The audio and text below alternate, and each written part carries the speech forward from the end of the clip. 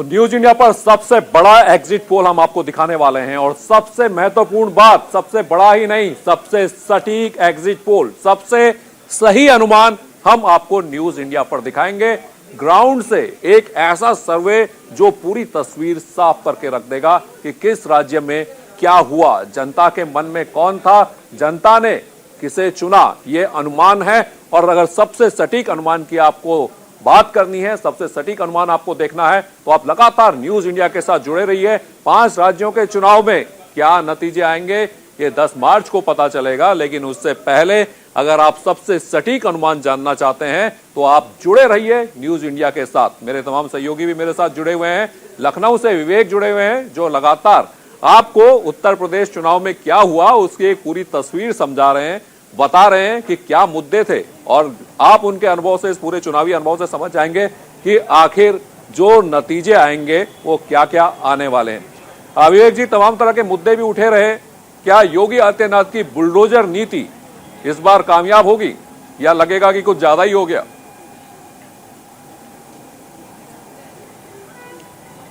देखिए, हम अगर दोनों पार्टीज को, दोनों गठबंधनों को अलग अलग देखें और एक एक मुद्दा चुन लें जो सबसे ज्यादा इन दोनों गठबंधनों के लिए हितकारी रहा, उनके फेवर में गया है, तो भारतीय जनता पार्टी के लिए जो सबसे फेवरेबल इशू था, ना वो मंदिर था और ना वो बुलडोजर था, वो कानून व्यवस्था का मुद्दा था, सुरक्षा का मुद्दा था।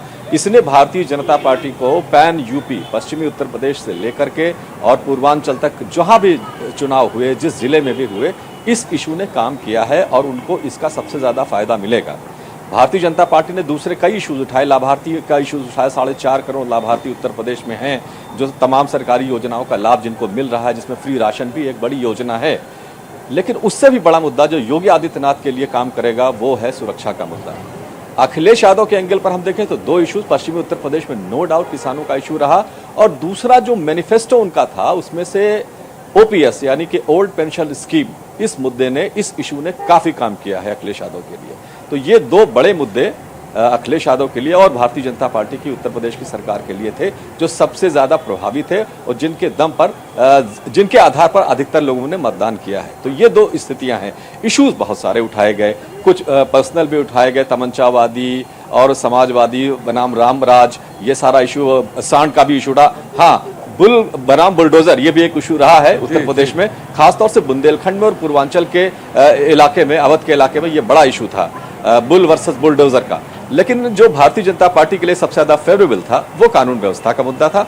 और अखिलेश यादव ने अपने मैनिफेस्टो में जो पुरानी पेंशन बहाली की जो एक वादा किया है उसका, और नौजवानों को जो रोजगार देने का मसला था, ये उत्तर प्रदेश में काफी प्रभावशाली साबित हुआ है और इसके आधार पर काफी लोगों ने मतदान किया है। एक और चीज जल्दी से समझ पाए तो ये है कि भाई पिछली बार जो समाजवादी कुनबा था, बिखरा बिखरा था, इस बार चाचा भतीजा साथ तो नजर आए, लेकिन साथ थे क्या?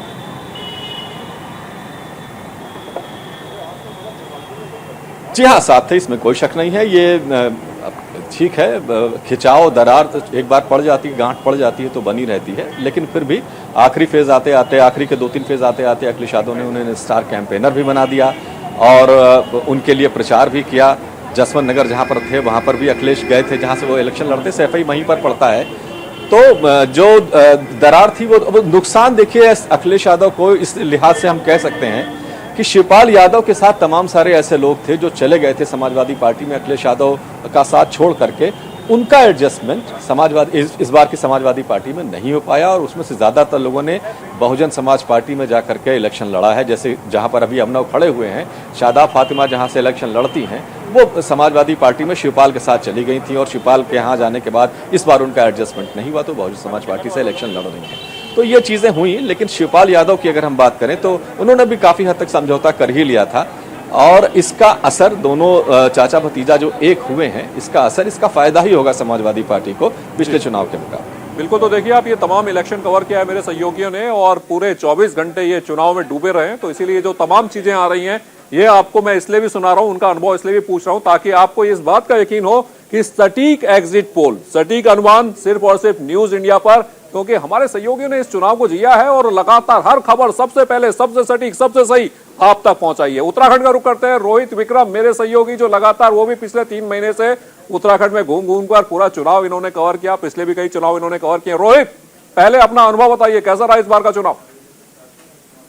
जी बिल्कुल, देखिए रमन, अगर इस बार के चुनाव की बात करें तो उत्तराखंड के गठन को 21 साल हो चुके हैं और इस 21 साल में अब जो दोनों राजनीतिक दल हैं इस बार जीत का दावा कर रहे हैं। भारतीय जनता पार्टी, जो कि एंटी इनकम्बेंसी का जो एक मिथक है और एंटी इनकम्बेंसी बहुत प्रभावी रहती है और कोई भी राजनीतिक दल जो है अपना शासनकाल रिपीट नहीं कर पाता। बीजेपी इस मिथक को तोड़ना चाहती है और लगातार जो है चुनाव प्रचार की अगर हम बात करें तो चुनावी कैंपेनिंग में भारतीय जनता पार्टी अन्य दलों से बेहद आगे रही है।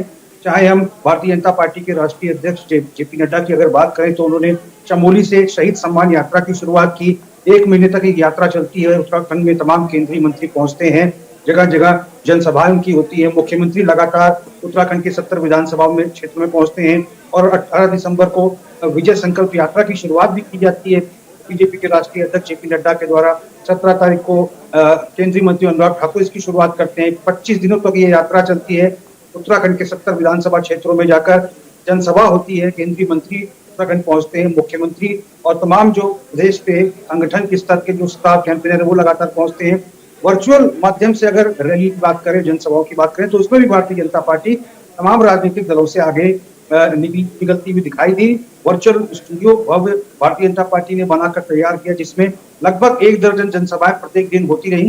तो समझा जा सकता है कि Bharatiya Janata party anti incumbency के इस मिथक को इस बार तोड़ने का प्रयास करेगी। और एक और बात पे आपका रिएक्शन जल्दी से जाऊंगा, फिर उसके बाद मुझे पंजाब भी जाना है। दरअसल उत्तराखंड में इस बार नेताजी जब रात को सोए तो किसी पार्टी में थे, सुबह जब उठे तो किसी दूसरी पार्टी में नजर आए। नेताजी अलग अलग पार्टी के दरवाजों पर अपने रिश्तेदारों के लिए टिकट मांगते हुए भी नजर आए। तो वो नेता जो रात को कहीं और थे, सुबह कहीं और चले गए, उनका कुछ असर देखने को मिला? बिल्कुल, अगर इन नेताओं की बात करें तो इनमें सबसे समझदार नेता अगर हम कहें तो यशपाल आर्य रहे, जो जिन्होंने कहीं ना कहीं, क्योंकि वो राजनीति की हवा भांपने में उनको माहिर माना जाता है और समय रहते उन्होंने भारतीय जनता पार्टी का दामन छोड़ दिया और भारतीय जनता पार्टी की सरकार में मंत्री रहे, उनके बेटे विधायक रहे। भारतीय जनता पार्टी को छोड़ के कांग्रेस में शामिल होते हैं और उनको भाजपुर से प्रत्याशी कांग्रेस बनाती है और नैनीताल से उनके बेटे को प्रत्याशी बनाया जाता है। तो साफ तौर पर यशपाल आर्य सबसे पहले ऐसे नेता रहे जिन्होंने बीजेपी का दामन थामा। उसके बाद हरक सिंह रावत को बीजेपी ने बर्खास्त कर दिया। लगातार वो अपनी पुत्रवधू के लिए टिकट की बात भारतीय जनता पार्टी से कर रहे थे, प्रेशर बना रहे थे, उनको उनका निष्कासन हो जाता है। कांग्रेस में शर्तों के साथ उनमें शामिल किया जाता है, उनकी बहू को लैंसडाउन से प्रत्याशी बनाया जाता है। तो ये चुनाव जो है बेहद महत्वपूर्ण है क्योंकि बीजेपी के सामने इस पर मिथक को तोड़ने का प्रयास है और कांग्रेस चाहती है कि एंटी इनकम्बेंसी का फायदा तो मिले ही और साथ में जो उसने अपना प्रतिज्ञा पत्र यानी चुनावी मैनिफेस्टो तैयार किया जिसमें 4 बेसिक चीजों का उल्लेख किया है। 4 धाम 4 काम, यानी कि उत्तराखंड के ऐसे 5 लाख युवाओं को रोजगार दिया जाएगा, 5 लाख परिवारों को सालाना 40,000 रुपए मानदेय उत्तराखंड में अगर कांग्रेस बिल्कुल रोहित, तमाम वादे दावे लुभावने वादों के साथ सारे नेता पार्टियां मैदान में उतरे थे। बस 10 मार्च को पता चली जाएगा कि क्या मिला, किसको क्या मिला, किसके वादे जनता के दिल के करीब पहुंचे। लेकिन सटीक अनुमान सबसे पहले, सबसे सही, सबसे बड़ा एग्जिट पोल न्यूज इंडिया आपको बताने वाला है। थोड़ी देर के बाद आपका संशय खत्म हो जाएगा, तमाम चीजें निकलकर खुलकर एकदम साफ साफ सामने आ जाएंगी। पंजाब का रुख करते हैं, बेहद दिलचस्प इस बार पंजाब का चुनाव भी हो गया। मेरे सहयोगी जसवीर मेरे साथ जुड़े हुए हैं। जसवीर, आपका क्या अनुभव रहा इस बार पंजाब का? इस बार पंजाब का चुनाव भी बेहद दिलचस्प था। बिल्कुल बिल्कुल, इस बार पंजाब का कोई भी ये जज नहीं कर पा रहा अभी कौन पार्टी उभर के सामने आएगी, क्योंकि पिछली बार आम आदमी पार्टी दूसरे नंबर पे रही थी। इस बार कयास लगाया जा रहा है कि आम आदमी पार्टी शायद पहले नंबर पे आ जाएगी, क्योंकि कांग्रेस से लोग बहुत खफा थे, जिसकी वजह से लोग चेंज चाहते थे। इसलिए क्योंकि अकाली दल का कोई वजूद नहीं रहा। थोड़े समय पहले जो कांग्रेस जो सिद्धू थे, सिद्धू ने अपनी ही कांग्रेस को डुबोने में बहुत बड़ा अहम रोल अदा किया, क्योंकि सिद्धू बार बार अपने ही साथियों को बार बार टॉलरेट नहीं कर पा रहे थे, जिसकी वजह से सिद्धू ने कांग्रेस को डुबोने में सबसे बड़ा हाथ रखा है। और अगर चन्नी की बात करें तो चन्नी ने कोशिश तो जरूर की है एंड के समय में भी कांग्रेस को संभाल पाए, पर लगता है कि लोग इस बार चेंज चाहेंगे और आम आदमी पार्टी की तरफ जाते हुए नजर आ रहे हैं। जी इसमें जसवीर थोड़ा सा शिरोमणि अकाली दल और बीजेपी के बारे में बताइए। साथ है वो कितना कुछ कर पाई है इस बार, क्या उनकी परफॉर्मेंस रह पाई, आपने किस तरह से महसूस किया? साथ ही साथ कैप्टन अमरिंदर सिंह के बारे में भी थोड़ी सी जानकारी दे पाए आप? जी, बीजेपी ने पिछली बार अकाली दल के साथ अलायंस था, इस बार उन्होंने कैप्टन अमरिंदर सिंह के साथ मिलके यहाँ पे इलेक्शन लड़ी है। लगता है कि बीजेपी कुछ ज्यादा नहीं कर पाई, क्योंकि देखने वाली बात 10 तारीख तो पता चल ही जाएगा कि किस पार्टी को ज्यादा में। पर अगर अकाली दल की बात करें तो किसान भी उनसे बहुत नाराज थे। अकाली दल का नहीं लगता कि शायद वो इस बार कुछ ज्यादा कर पाए। देखने वाली बात है कि 10 तारीख को जो अकाली दल के जो कैडर है वो वोट डालेंगे या नहीं ना, क्योंकि लोग चाहते हैं कि पिछली बार अकाली की सरकार थी, उसके बाद कांग्रेस की सरकार थी, इस बार लोग चेंज चाहते हैं। ये देखने को काफी कुछ मिला है। लोग चाहते हैं कि आम आदमी पार्टी को, लगता है कि आम आदमी पार्टी को ही सपोर्ट करेंगे इस बार। बिल्कुल बिल्कुल जसीर, वापस लौटूंगा आपके पास और अब चलता हूं उस शहर जिस शहर की अगर बात ना हो तो फिर उत्तर प्रदेश चुनाव में किसकी बात होगी। जी हां, शहरों का शहर बनारस। बनारस में मेरे सहयोगी मदन मेरे साथ जुड़े हुए। मदन, कैसा रहा इस बार का बनारस? इस बार तो लगा कि एक चुनाव पूरे उत्तर प्रदेश में और एक चुनाव बनारस में।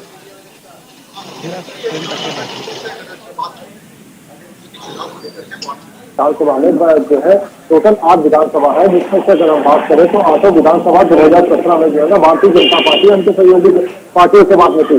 लेकिन अगर हम बात करते हैं तो अभी जैसे ही चुनाव खत्म हुआ है, चुनाव खत्म होने के बाद अगर कहें तो 70 प्रत्याशी जो है मैदान में थे और उससे जो है ना किस्मत का फैसला जो है ईवीएम में बंद हो चुका है। ऐसे में अगर हम बात करें तो 4 सीटें जो है जो मेन सीटें मानी जा रही है, जो वाराणसी थी उसमें है पहला तो दक्षिणी जो है, एक कहा जाए तो दक्षिणी विधानसभा का जो सीट है पूरी तरह से अगर कहा जाए तो एक भारतीय जनता पार्टी के लिए कहा यानी कि दिल का काम करता है, तो वहां पे जो है तिवारी जो है वहां पे चुनाव मैदान में है। लेकिन अगर हम बात करें तो जो अपनी समाजवादी पार्टी के एक डिस्ट्रिक्ट जो है वो पूरी तरह से उनको कहा जाए तो वो टक्कर यानी कि ऊंट किसी भी करवट बैठ सकता है, क्योंकि अगर हम दक्षिणी की अगर बात करें तो उनके साथ मिलकर तिवारी के साथ में जनता की काफी नाराजगी थी। जनता के साथ है तो भारतीय जनता पार्टी के जो कार्यकर्ता थे, जो बूथ स्तर के कार्यकर्ता थे या जो वोट लेकर के आते थे, उनमें काफी नाराजगी थी। तो ऐसे में अगर कहा जाए तो दक्षिणी सीट में जो है काफी मतलब कहा जाए लोग, और इसमें प्रधानमंत्री ने खुद रोड शो किया आकर के। उसके साथ साथ कहे तो बनारस में लगभग 25 कैबिनेट मंत्री जो है आकर के जो है बैठे। तो ऐसे तमाम, क्योंकि भारतीय जनता पार्टी भी विकास के मुद्दों पे चुनाव लड़ रही है और साथ ही साथ जिस तरह से विश्वनाथ कॉरिडोर का काम हुआ है, विश्वनाथ कॉरिडोर और उसके आसपास को लेकर के उनको गिनाना चाह रही थी, लेकिन कहीं ना कहीं जो है यहाँ पे मंत्रियों से नाराजगी है। दूसरी अगर हम बात करें शिवपुर विधानसभा जहाँ से अनिल राजभर आते हैं, और इसके बाद अगर हम कहें तो सुभाषपा के जो है सुभाषपा सपा गठबंधन के प्रत्याशी अरविंद राजभर चुनाव मैदान में है, और तो वही बसपा के रवि मौर्य जो है चुनाव मैदान में है। तो ऐसे में अगर कहा शिवपुर विधानसभा भी जो है अनिल राजभर के लिए इतनी आसान नहीं होगी कि मतलब उसमें जिससे पिछले 2017 में आसानी से मोदी लहर में वो निकल गए थे, तो इसलिए शिवपुर विधानसभा भी उनके लिए इतनी आसान नहीं नजर आ रही है, क्योंकि वहां पे ओम प्रकाश राजभर का राजभर समाज की अगर हम बात करें तो लगभग अगर है तो 70,000 मतदाता जो है राजभर समाज के हैं, और मौर्य समाज की अगर हम बात करें तो 90,000 करीब मौर्य भी है। तो ऐसे में जो है राजभर के लिए राह आसान नहीं होगी, क्योंकि ओम प्रकाश राजभर खुद राजभर का एक नेता बताते हैं, और तो वहीं अनिल राजभर भी अपने को जो है राजभर का नेता साबित करने में लगे। लेकिन अगर काम की बात की जाए तो अनिल राजभर के साथ भी वही स्थिति थी जो नीलकंठ तिवारी थी, इसलिए कि उन्होंने भी कभी जो है जनता के साथ ऐसे नहीं किया, जनता के बीच में नहीं गए, तो जिसका कहा जाए तो इसका विरोध भी जो है ना उनको भी करना पड़ा था। इसलिए एक अहम चीज जो है वाराणसी शहर उत्तरी की अगर हम बात करें, जहां से रविंद्र जायसवाल जो है। मदन, फटाफट से इस बात का जवाब मुझे दीजिएगा, पिछली बार की जो परफॉर्मेंस है बनारस में, क्या भारतीय जनता पार्टी को दोहरा पाएगी? पिछली बार तो उनकी अच्छी परफॉर्मेंस रही बनारस में। देखिए 2017 की जिस तरह से थे वैसा अभी भी नहीं नजर आ रहा है, क्योंकि 4 सीटों का अगर हम बात करें तो 4 सीटें जो है भारतीय जनता पार्टी के हाथ से खिसकती भी अभी नजर आ रही है, क्योंकि अभी क्या गया है अगर हम जनता की बात करें तो वो चीजें दोहराने वाली बात नहीं है। हालांकि बाद में अगर कोई मोदी मैजिक अगर काम करता है तो अलग है, लेकिन अभी तक के उसमें जो है ना ऐसा कहीं भी नहीं दिखता है। जी बिल्कुल, विवेक जी के पास चाहते हैं। विवेक जी हमारे साथ लखनऊ से जुड़े हुए हैं। विवेक जी, ये बात जरूर, ये बड़ा सवाल बनता है कि क्या हमेशा उत्तर प्रदेश में जाति का गुणा भाग होता है? इस बार जाति का गुणा भाग ज्यादा काम किया, ब्राह्मणों को लुभाने के लिए प्रबुद्ध सम्मेलन बीएसपी पहले से ही करना शुरू कर चुकी थी, या फिर इस बार विकास पर और तमाम चीजों पर ही वोट पड़ा है?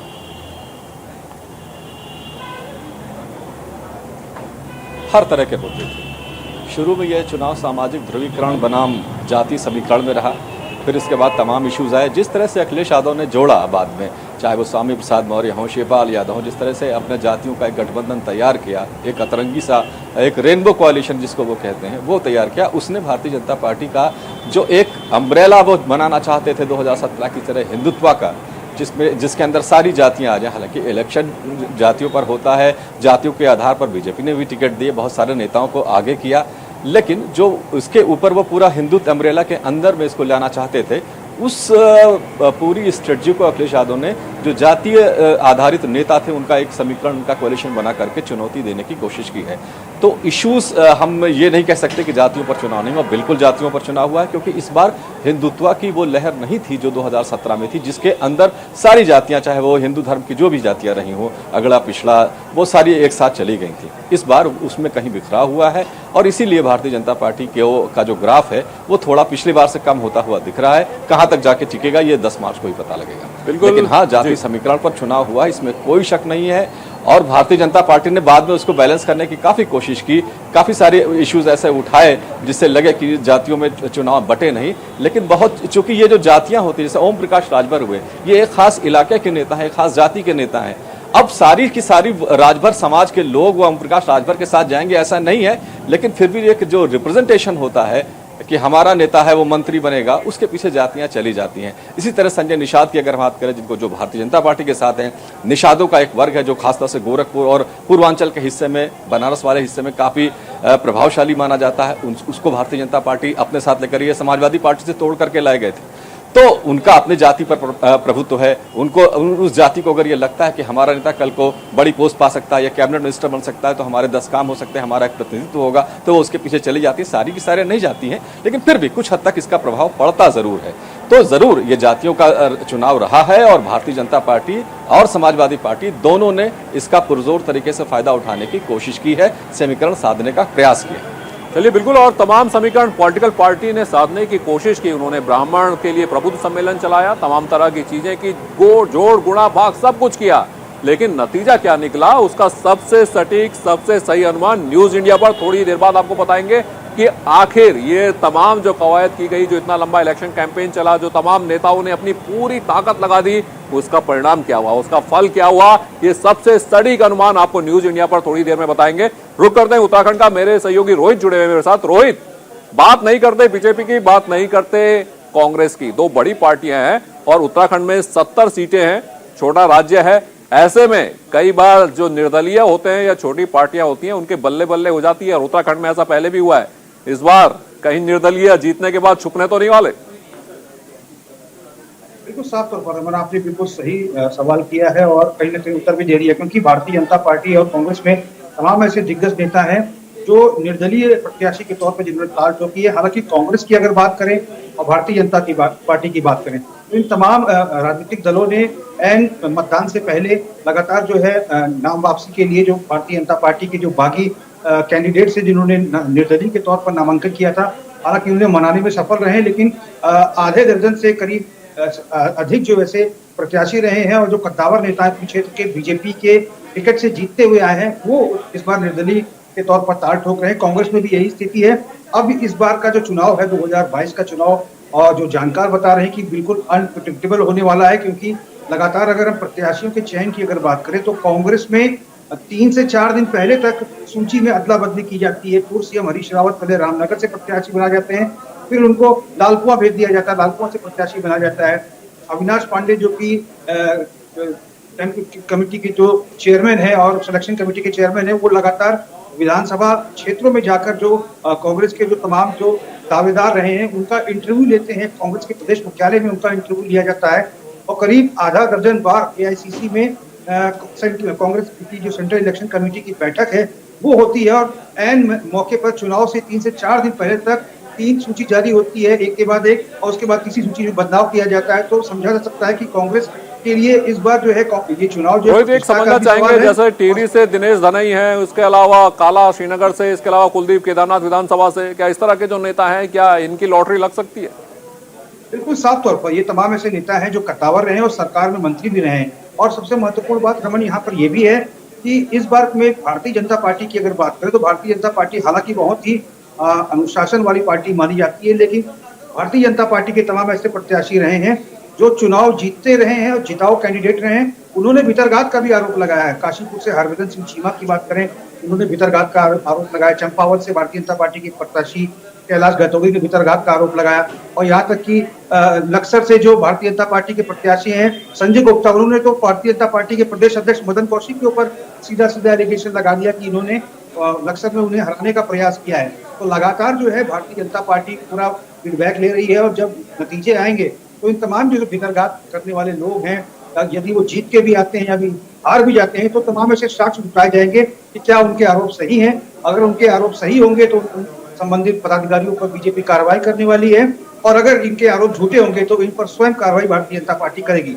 और इसी के तहत आज पता नहीं कार्रवाई तो क्या होगी, लेकिन नुकसान जो होना था वो हो चुका होगा और उसका पता लगी जाएगा थोड़ी देर के बाद। क्या उत्तराखंड में भितरघात जो हुआ है, तमाम पॉलिटिकल पार्टी के नेताओं ने जो अपनी ही पार्टी को नुकसान पहुंचाया है, उसका नतीजा क्या हुआ, उसका सबसे सटीक अनुमान न्यूज इंडिया पर सबसे पहले हम आपको दिखाएंगे। सबसे सही और सबसे सटीक अनुमान। पंजाब का रुख करते हैं, जसवीर मेरे सहयोगी जुड़े हुए हैं। जसवीर, आम आदमी पार्टी पिछली बार दूसरी सबसे बड़ी पार्टी थी, इस बार क्या अपनी परफॉर्मेंस से आगे जा पाएगी? क्योंकि पिछली बार भी खालिस्तान का मुद्दा आया और आम आदमी पार्टी का जो घोड़ा था वो बीच में अटक गया। वही मुद्दा एक बार फिर से जिन सामने आ गया उनका, तो इस बार आगे या फिर अटक गए? नहीं, बिल्कुल इस बार आगे जाने का कयास लगाया जा रहा है, क्योंकि लोग चेंज चाहते थे। कांग्रेस से लोग बहुत परेशान थे और अकाली दल ने 10 साल राज किया, लोग उनसे भी परेशान थे। और बीजेपी ने अभी पीएलसी के साथ अलायंस किया है, जो कि जिसकी कोई ज्यादा यहाँ पे महत्वता नहीं पंजाब में मानी जाती, क्योंकि कैप्टन ने कांग्रेस में रहने के जब कांग्रेस में थे तो लोग उससे भी बड़े परेशान थे।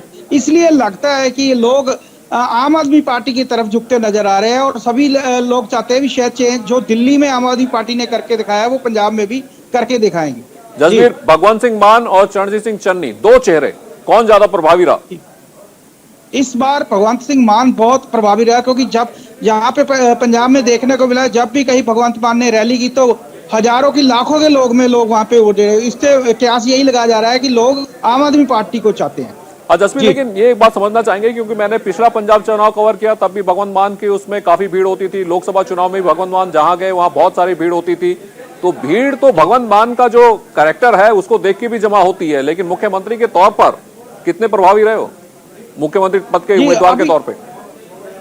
10 तारीख तो पता चल ही जाएगा, क्योंकि इस बार लोग अपने पत्ते नहीं खोल रहे हैं। कोई भी बताने के लिए खुलकर तैयार नहीं है कि हमने वोट किसको डाला है। देखने वाली बात है कि जसवीर, 10 तारीख तो पता चल ही जाएगा, लेकिन उससे पहले न्यूज इंडिया आपको बताएगा कि क्या है सही अनुमान, सटीक अनुमान पंजाब का भी, क्योंकि ग्राउंड जीरो पर हमने एक बहुत ही शानदार सर्वे किया है और वो बेहद सटीक है, सबसे सही है। तो ये सर्वे आपको देखना है और आप जानना वाकई चाहते हैं 10 तारीख से पहले नतीजे क्या हैं, तो आप जुड़े रहिए न्यूज इंडिया के साथ। एक सटीक एग्जिट पोल, एक सटीक, सबसे सटीक अनुमान हम आपको दिखाने वाले हैं। चलिए एक बार फिर से बनारस का रुख करते हैं। मदन मेरे सहयोगी वहां से जुड़े हुए हैं। मदन, प्रधानमंत्री लगातार वहां बने रहे, क्या उसका असर देखने को मिल सकता है आगे? देखिए, जिस तरह से प्रधानमंत्री ने रोड शो किया था, रोड शो में जो है ना काफी भीड़ देखने को मिली थी। हालांकि उससे पहले की अगर हम बात करें तो पूरी तरह से अगर कहा जाए तो भारतीय जनता पार्टी के जो है ना सियापा था, मतलब कुछ नहीं है। लेकिन प्रधानमंत्री के रोड शो के बाद अगर हम कहें, क्योंकि प्रधानमंत्री का जो रोड शो था वो 3 विधानसभाओं में मिल था, जिसमें से अगर कहा जाए तो सुपुर उत्तरी से प्रधानमंत्री का रोड शो स्टार्ट हुआ, दक्षिणी से उसमें किया और कैंट में जाकर के समाप्त हुआ। तो इसमें मेन जो टारगेट अगर हम बात करें, प्रधानमंत्री का भी मेन जो फोकस था इन 3 विधानसभाओं के उसमें था। लेकिन इसके साथ अगर कहा जाए उसका असर जो है अन्य विधानसभा में भी जो है ना कुछ न कुछ देखने को मिलेगा। क्योंकि जिस तरह से है लोगों के, मैं पहले भी जो बता रहा था कि जहाँ से विधायकों की जो नाराजगी थी, जो मंत्री यहाँ से उनके साथ में जो लोगों की नाराजगी थी, तो वो कुछ जो तो जरूर कन्वर्ट होगा। लेकिन अगर कहा जाए कि पूरी तरह से ऐसा था कि जो लहर की बात थी, जो जिस तरह से 2017 में देखा गया था, वो लहर बनारस में रोड शो के बाद भी नहीं आया है। क्योंकि जिस तरह से आज चुनाव मतगणना हुई है, मतगणना के बाद अगर हम कहें कि जो लोग वोट के लेकर देने के लिए जब आए, तो ऐसा कहीं पे भी किसी भी बूथ से ये नहीं दिखा कि जो लोग परसेंटेज भी आप देख ले कि जिस तरह से अनुमान लगाया जा रहा था कि 62% जाएगा, लेकिन ऐसा नहीं, क्योंकि अगर 5 बजे तक का हमारे पास में हुआ है, जिसमें कि 53% आप देख सकते हैं कि वाराणसी में हुआ है। बिल्कुल बिल्कुल मदन, आप जुड़े हमारे साथ, बहुत बहुत धन्यवाद आपका। रोहित, जसवीर, आपका भी भी जुड़ने के लिए बहुत बहुत धन्यवाद, तमाम जानकारी शेयर करने के लिए बहुत बहुत धन्यवाद। विवेक जी जुड़े रहिए, वापस लौटेंगे आपके पास। वक्त हो चला है एक छोटे से ब्रेक का, लेकिन ब्रेक के बाद वापिस आइएगा, देखते रहिए न्यूज इंडिया, क्योंकि सबसे सही सबसे सटीक अनुमान हम आपको दिखाने वाले हैं। एक छोटा सा ब्रेक।